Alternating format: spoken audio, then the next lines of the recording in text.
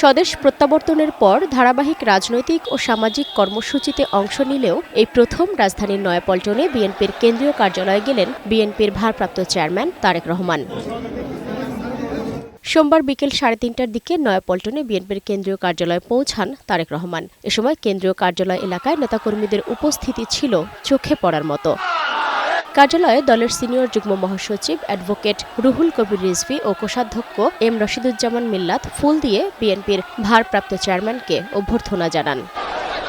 কার্যালয়ে প্রবেশের পর তারেক রহমান দলীয় সিনিয়র নেতাদের সঙ্গে কুশল বিনিময় করেন এবং কেন্দ্রীয় কার্যালয়ের বিভিন্ন দপ্তর ঘুরে দেখেন। দলের সাংগঠনিক অবস্থা, ভবিষ্যৎ কর্মসূচি ও রাজনৈতিক করণীয় বিষয়ে নেতাদের সঙ্গে মতবিনিময় করেন।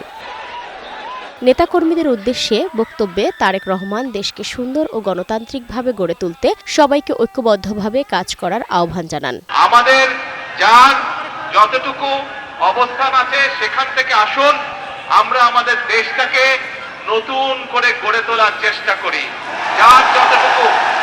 যার পক্ষে যতটুকু সম্ভব আমরা সচেষ্ট হই দেশের জন্য। কোথাও যদি রাস্তায় একটি কাগজ পড়ে থাকে, ময়লা হয়ে থাকে, দরকার হলে সেটাকে আমরা সরিয়ে দিব। এইভাবে ছোট ছোট করে কাজ করার মাধ্যমে আমরা দেশটাকে গড়ে তুলে আসুন।